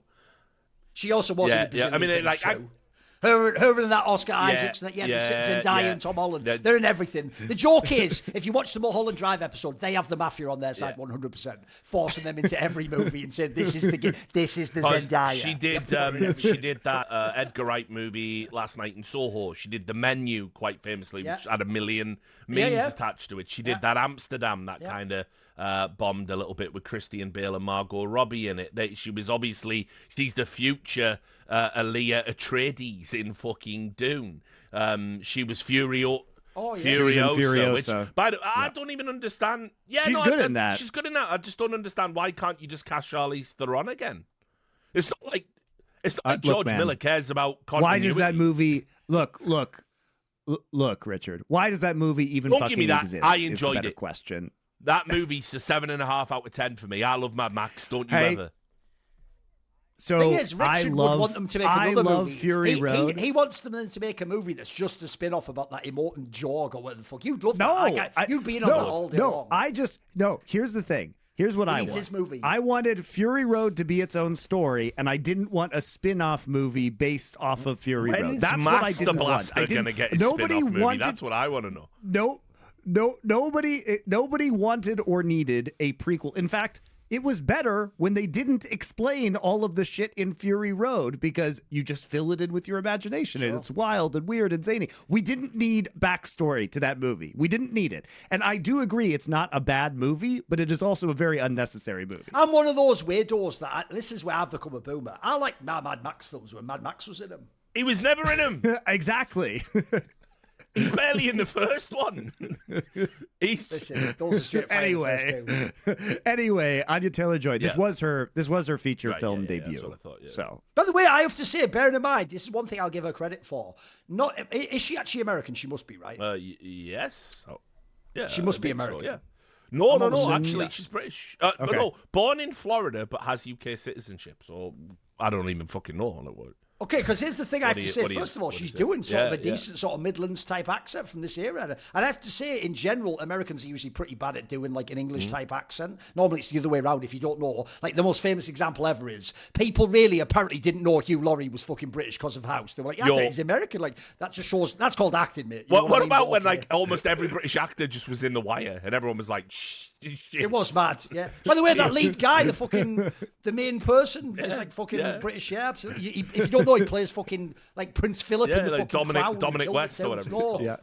But I have to say, credit to, I thought her accent was quite good. In fact, everyone did a pretty good accent in this one, I thought. Yeah, well, also, Because actually, you were saying that at the beginning. I was scared of that. I'll give you an example. They made a few years ago a bunch of Shakespeare films, Monty, that have like Patrick Stewart and people like that in. But because they use actual dialogue from Shakespeare, like pure, they don't make it modern language. It's really hard to get into if you're not into that style of speaking. I was worried it would be like that in this. And even though they do speak in the way they did, I found it very easy to understand everything they were saying. Like nothing got lost to me or like caught It in is the more language. contemporary than Shakespeare, so that probably helps. I mean, I actually found it did help for the setting, but it didn't like throw me off, if you know what I mean, or make me like, fuck, what does that quite mean, you know? I guess it's slightly more contemporary than Shakespeare, but also probably obviously simpler language because Shakespeare was an artist attempting to literally invent new words and coin new phrases. So I think it requires more thought. I mean, I love the dialogue in this. I think it's whether it's period accurate or not, I don't care, because what it does is it grounds it. He did pull most of the dialogue from period sources. It's like he literally just film, funnily enough. Actually, ripped it. There's a little screen pops up at the end.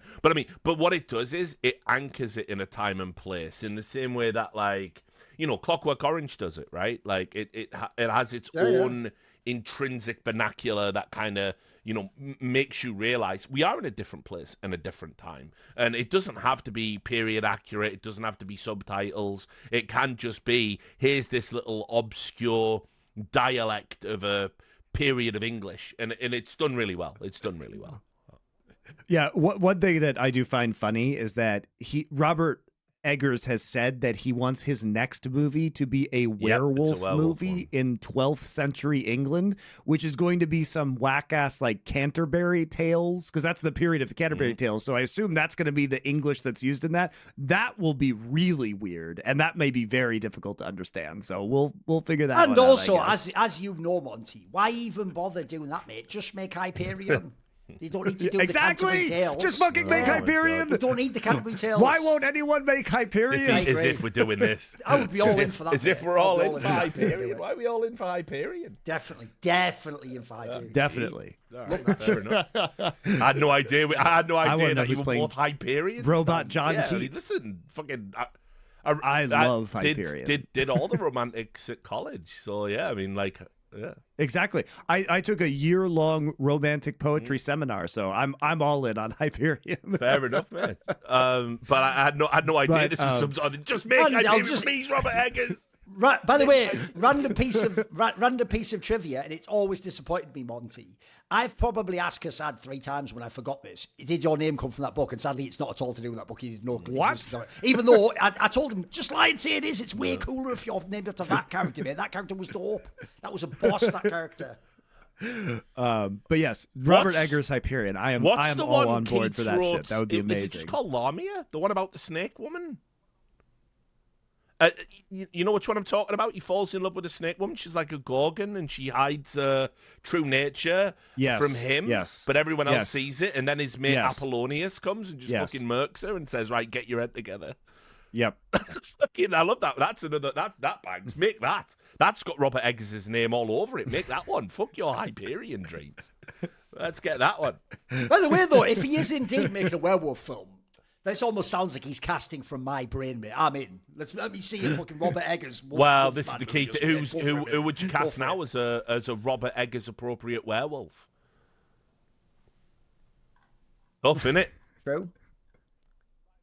By the way, British. This is just what he said he wants to do. This isn't like something that is in development, as far as I know. This is just what he said in interviews. It would be a cool idea, though. Obviously, I'm scared that again the Mulholland Drive gangsters will only give him a shortlist of Timothy Chalamet, Oscar Isaacs, and Tom Holland. Oscar Isaacs it's Pedro Pascal. He's Pedro Pascal, which is my nightmare blood rotation. Yeah, exactly. Yeah.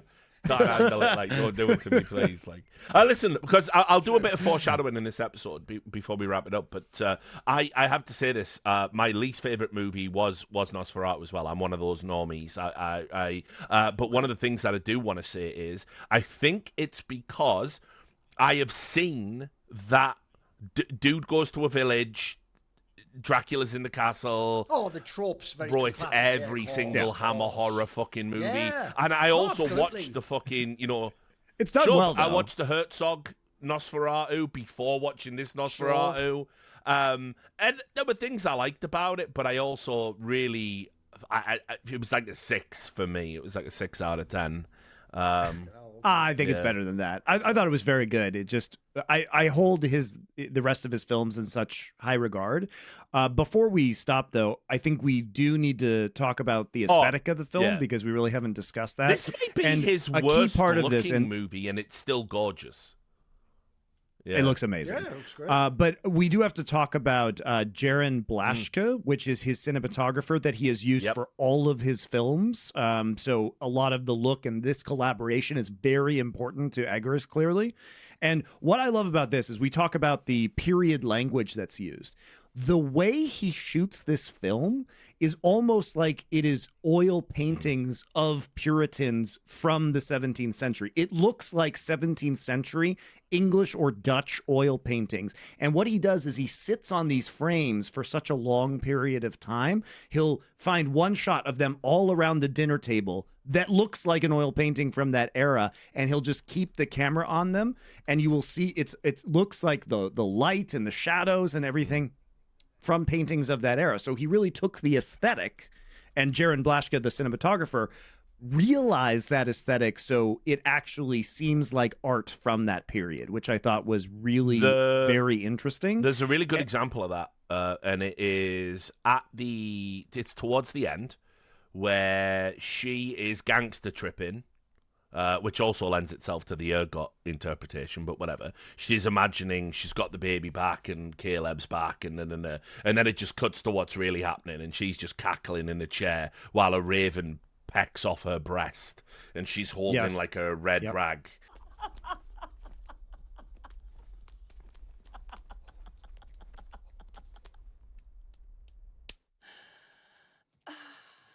And the lighting on that and the coloration, that looks like a painting from that time, a diabolique painting from that period of time. It's actually crazy. But I mean, just the domestic scenes look like all of the paintings that you've seen in museums of this era, right? The kind of cramped environments with the candle work and everybody sitting around a table, or them up in the attic where the children are sleeping.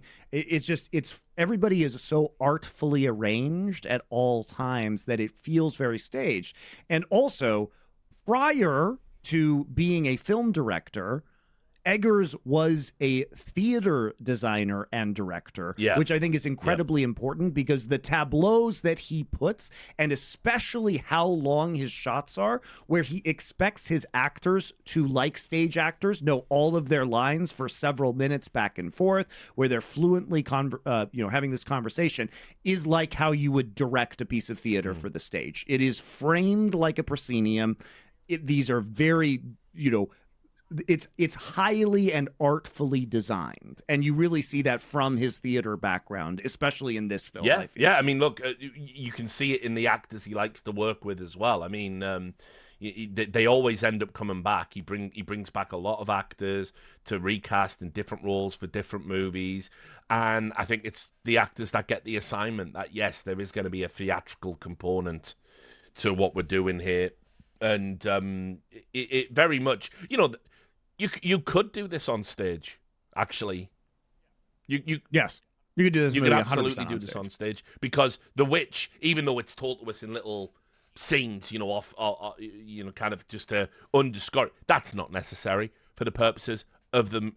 That's a very small cast, actually. You don't need more than like 4 or 5 exactly. people, do you? And I'll also add as well, one of the things that would have sunk this movie would have been if all the kid actors were fucking terrible, because obviously there's so many of them. And they're not. The youngest two are appropriately annoying. The baby is obviously turned into mush pretty quickly, so that's not even a problem. Not that it could act, whatever. Caleb's the only one that has, because unfortunately... He has a lot of range in his performance. Caleb's the only one where it's like, some people might find the ecstatic nature of his death troublesome to watch, because when he basically, what happens is, and I never understood why the parents well, because fucking immediately the shrew wife, Catherine, she's like, no, but the devil reads scripture too. It's like, just let your kid go to heaven, for fuck's sake, love. Like, calm down. Anyway, but when he dies, he professes he can see the Lord, and he can see it all lit up, and he can feel the touch of Jesus upon him, and he actually dies smiling, like happy, considering he's been, molested by a witch and then had an apple put in him and having a seizure and all this other bad stuff.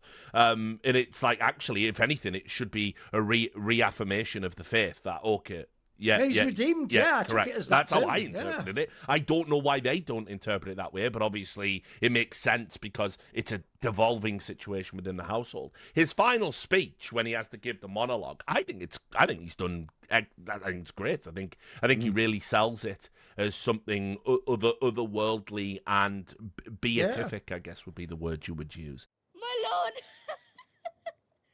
my lord, my love, my soul's salvation. Take me to thy lap.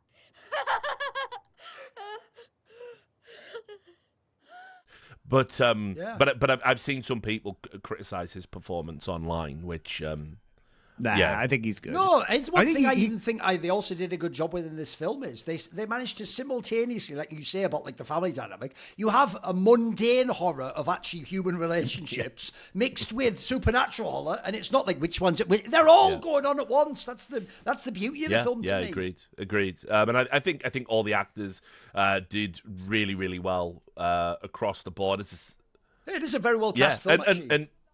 Even that little girl who's the annoying one is actually like a perfectly cast annoying little girl singing songs. Exactly. And stuff. Yeah, of course. The annoying little sister. The star scream of the family dynamic, If you know the old Transformers, exactly. You have to know the 80s Transformers to know why that is irrelevant. But fuck Starscream, what a little twin-cut bitch he was, I know. The worst, tell you what he was glazing, Richard. He was glazing Megatron all day long. That fucker. That's my favourite thing about Transformers the movie, which I unironically think, the animated one, obviously from like 86 or whatever. Yes, I unironically think it's a banger the joke movie. is we like that Orson Welles is in it. Well, you should talk to Doa. Doa fucking loves that movie. I unironically think that is a banger movie. Like, I'm not kidding. Like, it's not it's a banger animated movie or it's a good piece of nostalgia. I think it's a great film.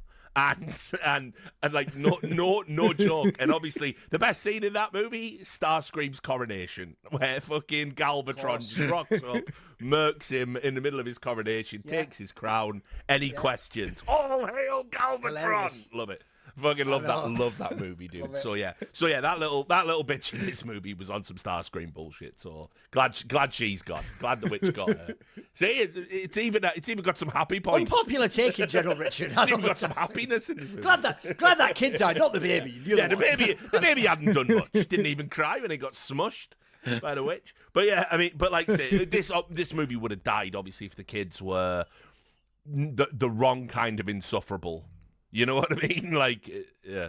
I mean, and credit for Eggers because he cast an unknown Anya Taylor-Joy who went on to become quite successful. Fault. So, it's his fault. He's doing it with that fucking death now. Hey. Yeah, but it's like I said, when he later used the bat, I also thought she was pretty good in Northman. Yeah, she is. He actually seems to know how to use her and what to sort of role. I'm not coming aboard for the Lily Rose Depp, though. I'm not coming aboard for that. I thought she was diabolically bad in Nosferatu. And by the way, it's not a common opinion. People don't fuck with it, but like. No, here's the thing. I don't mind it. I actually did. I really like that film, but I will say I wish I hadn't seen before I saw the film. All those memes of it, like. That almost fucked with me. That was it. I was like, stop thinking of that. Get that out of my mind. I'm suspension of disbelief. I'm a huge Nicholas Hoult fan, but I think he was very weirdly cast in Nosferatu, especially because he had just been in Renfield. And Monty, here's the thing. Without skipping ahead, I don't want to waste too much of my gold here. In a way, that's genius casting because I'm also a fan of the 1992 or whatever it is, Bram Stoker's Dracula by Francis Ford Coppola, and I've always thought genius casting of Keanu Reeves because who gives a fuck about the Jonathan Harper Let that guy be a fucking shithead, just stuffed shirt. So he actually plays that role perfectly. This guy nails that role, mate. Also, another person just for every fucking British team. I couldn't stand him. I don't think Nicholas Hoult was bad. I really like him in The Great. I think he's hilarious. I think he's a very funny actor. It's just that when I see him, I expect him to be this deadpan buffoon comedic actor. So it really threw me out of the movie, especially like I said, because he was literally just in a Dracula movie that was a comedy, and so it was weird. It was kind of a weird reversal to see him in Nosferatu. Anyway, I'll let Depp get away with it because she was also in Tusk.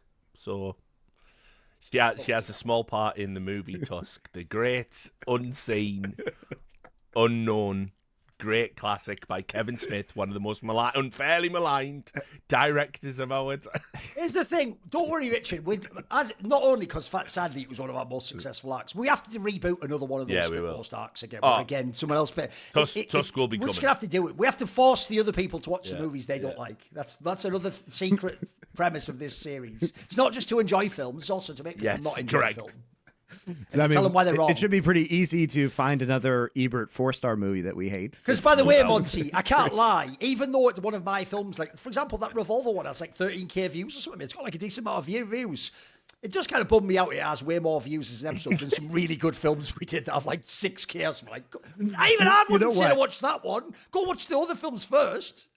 So shout out to our short where Richard is talking about how the main actor, the Viking actor from the 13th Warrior is dog shit, because people get so angry about that, by the way, Richard. They keep saying he was great in that role. It's not true. And also, I picked the 13th Warrior, but I understand the 13th Warrior is bad, so it hurts me. I just like it. It hurts me to see people on the 13th Warrior pretend that the 13th Warrior is good. They think it's really good. Not good. Although I have to say, by the way, this is another reason I start to think, like, I'm so pessimistic at this point. Like, we are the only real people in the world, and everything's just based around my mind as far as I can tell. Because not only did us doing that Troy thing make suddenly people on social media start going, that Troy film was kind of underrated, and it really did capture, like, that's our opinion. No one else ever said that before our episode, I swear. And then secondly, along those lines, I've never ever heard anyone praise that film before, Monty. Suddenly I keep seeing pockets of people who are like, the 13th Warrior was sick, wasn't it? Like, where were you? It was not. You never existed. I've never heard of you. Who the fuck?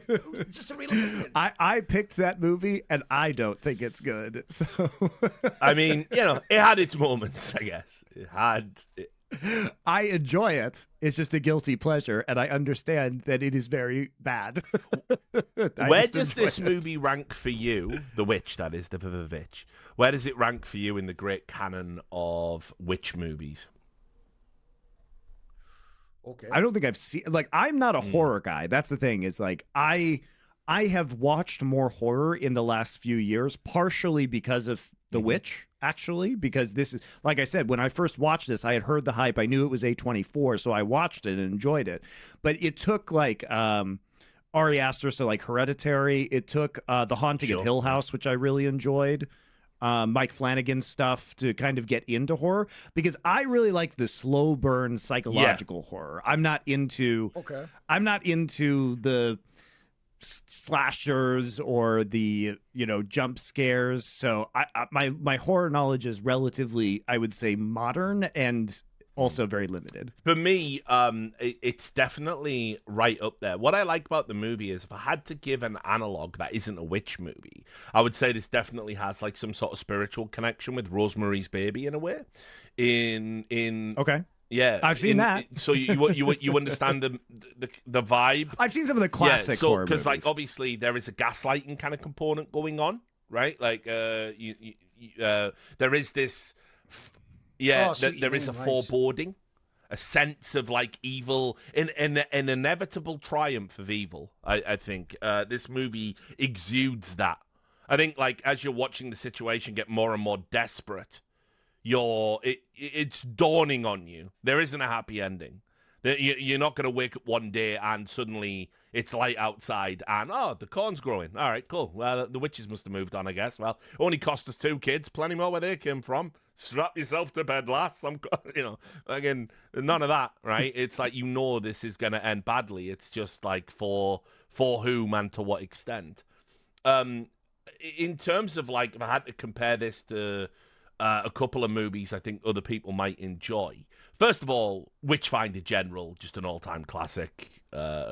Vincent Price, which is set in Classic. a similar time period. He plays the real witchfinder, Matthew Hopkins, who basically used the fear around witches to essentially ride from town to town, sexually torturing women for his own proclivities. He's one of history's great monsters in that regard. And obviously, when you need a great monster, you go and you get Vincent Price. He's great in that movie. But probably most of all, even though it's not era appropriate, The Devil Rides Out. By Terence Fisher. I think if you enjoyed this movie and you're craving more Corvan and witchiness and battles against, good and evil fundamentally at the core, I think that's a great movie with Christopher Lee in it, which was actually written by Richard Matheson as well. I think the adaptation of the story.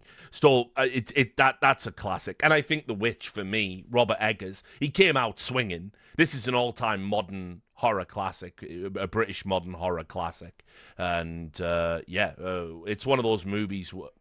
Made by an American. Had as well the profound cultural impact. I mean, we joked about it a little bit at the start. Black Phillip was everywhere in 2015. The goat, for some reason, became the icon of the movie, none of the characters. But I think also as well, there was kind of a subversive aspect to it that people seem to tap into. That I don't think this movie's particularly subversive. I think it says what it says. But I think a lot of people really like the idea of this poor put-upon girl, who's just blossoming into womanhood. Her family are awful. Her life is awful. All of her family were going to sell her out from under her, and she is presented and out courtesy of Black Phillip, the wonderful Black Phillip. And then... Oh, you can interpret this as a feminist sort of and then she's empowered sexually. Or you can do the atheist thing of it's religion is bad. Quite crucially as well, the last shot of the movie, I don't know how much I want to read into this, but it looks to me that she's floating higher than any of the other witches.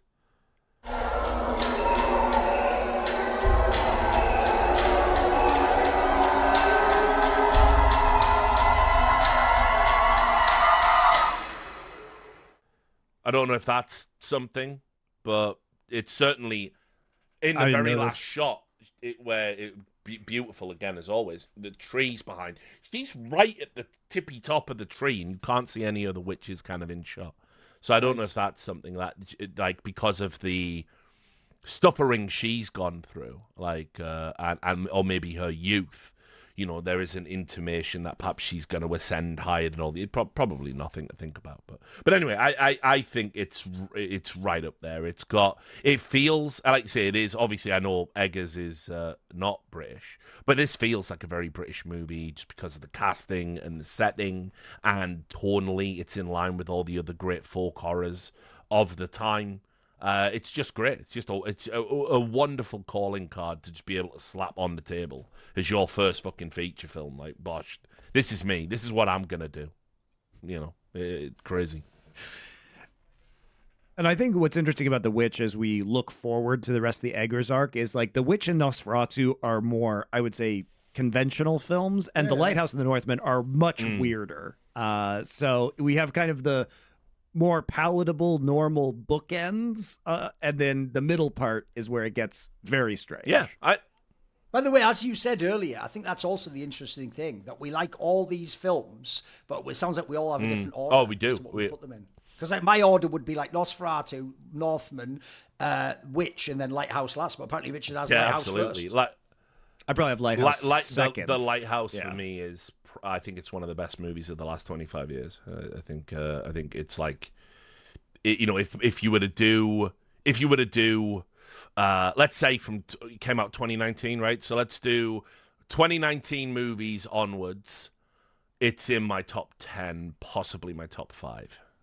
It's very high. I think what's great about it is, and again, we'll save it all for the episode, but what I just like is the way that he is able to take broad archetype characters, very simple characters, but if he wants to elevate the material, he can tell it's a simple story if he wants to, but if he wants to elevate it and take it somewhere a bit more surrealistic or a bit more allegorical, he can do that, and does. And out of all of his movies, the one you will rewatch, I think, time and time again, is The Lighthouse. The Witch is probably every 3-4 year kind of thing. It's a vibe. It's a bop. If you want to see a fucking medieval family brought to ruin through their own hubris, You'll show it to your friends, probably. It's the idea.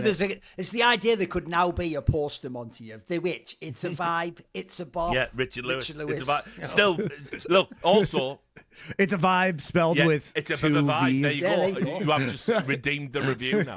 Also, you do. I will say, even though I know it's just because that's how it was written, I am the sort of pedantic arsehole who will only ever write this as the VVitch. Yeah. I'll never write the word The Witch. It's not called The Witch. It's not called that. It's called the VVitch. It's not. That's what it's on the poster. So I mean, look, in terms of a calling card, like it's just an unbelievably a strong start. I think Robert Eggers is going to go on to be one of the really interesting filmmakers. He's had a degree of commercial success for other interesting filmmakers that are contemporaries of his, like Ty West. That he's already cracked the kind of Hollywood code.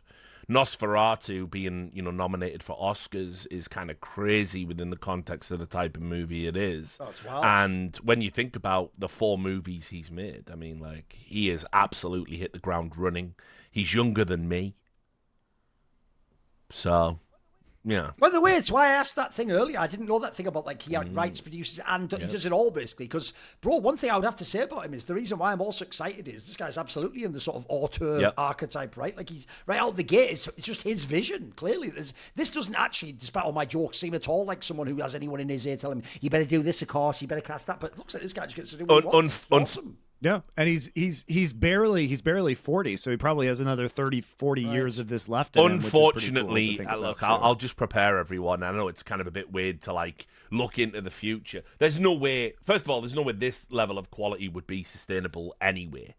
It just cannot happen. But also, we all have to do it. We all have to do the big studio movie. He says he won't do one with a cell phone in it. That's fine, but he'll do a big Hollywood period piece. They're gonna be knocking after Nosferatu, and the Werewolf Project will probably get shelved. And give it a couple of years, he's gonna be attached to some horrible live action Disney remake or something. He'll do his own version of Dick Tracy or something. Yeah, exactly. Yeah, it's gonna be.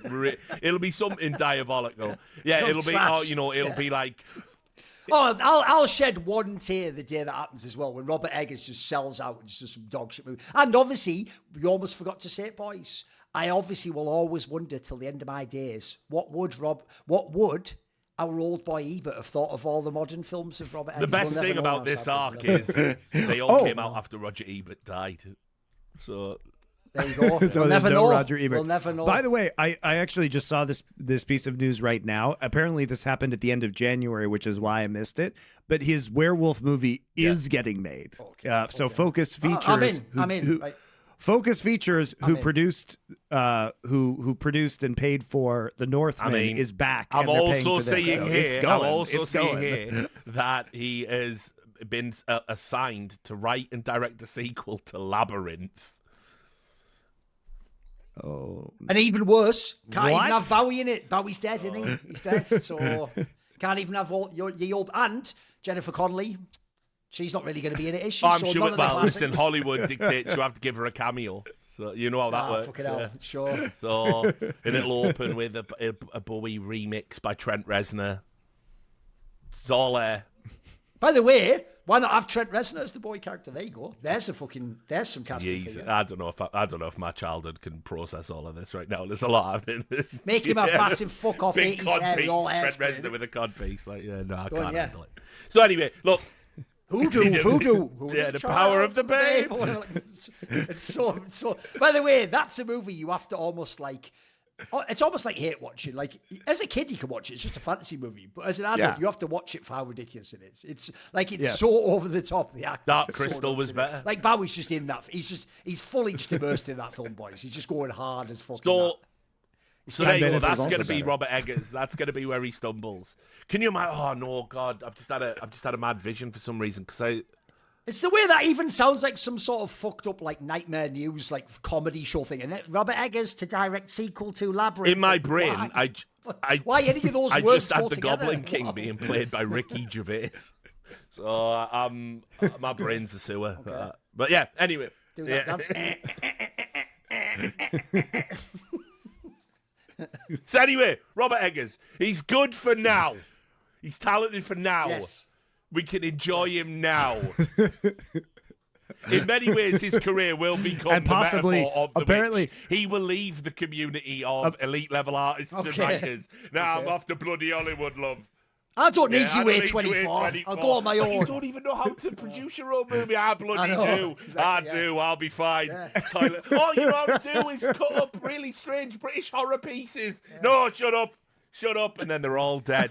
And then in 10 years, Richard, he's just doing the sequel, the VVitch VVitch 2, Living Deliciously. And it's just about her in the modern day, living in New York, having a sexy apartment. Mate, Sex in the even City more or morally bankrupt, a prequel about Black Phillip.